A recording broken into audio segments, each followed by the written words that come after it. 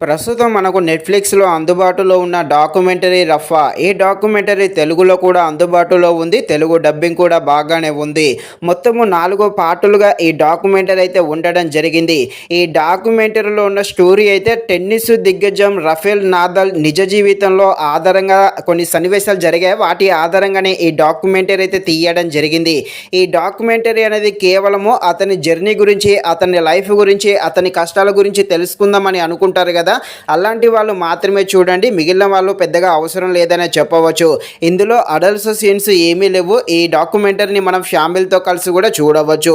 ఇక ఈ డాక్యుమెంటరీ మొత్తం కూడా డ్రామాగా సాగుతుంది. డ్రామాగా ఉండే ఈ డాక్యుమెంటరీ ఎలా ఉందో అనే విషయం తెలుసుకునే ముందు ఇంకా ఎవరైనా మన ఛానల్ని సబ్స్క్రైబ్ అండ్ లైక్ చేయకుండా ఉంటే తప్పకుండా మన ఛానల్ని సబ్స్క్రైబ్ అండ్ లైక్ చేసి కాస్త నాకు సపోర్ట్ చేసేయండి. కథలోకి వెళ్ళిపోతే రఫేల్ నాదల్ ఇతను టెన్నిస్ బాగా ఆడుతాడు. నెంబర్ 1 పొజిషన్లో కూడా వెళ్తాడు.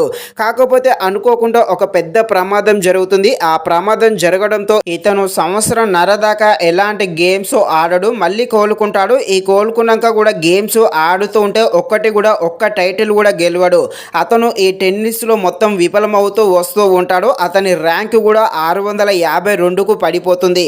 ఇలా ఉన్న ఈ వ్యక్తి మళ్ళీ కోలుకొని ఎలా టెన్నిస్ బాగా ఆడుతాడు, ఈ టెన్నిస్లో ఎలా విజయం సాధిస్తాడు, అతనికి ఎదురైన ప్రమాదాలు ఏంటి అని తెలుసుకోవాలంటే మీరు తప్పకుండా ఈ డాక్యుమెంటరీని అయితే నెట్‌ఫ్లిక్స్‌లో చూడాల్సిందే.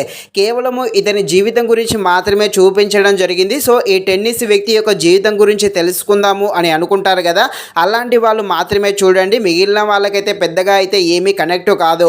ఇక ఇందులో అతనికి సంబంధించిన కొన్ని సన్నివేశాలు అయితే బాగా చూపించడం జరిగింది. ముఖ్యంగా అతనికి ప్రమాదం జరిగినప్పుడు అక్కడ వచ్చే కొన్ని ఎమోషనల్ సీన్స్ మాత్రం తప్పకుండా ఆకట్టుకోవడం జరుగుతుంది.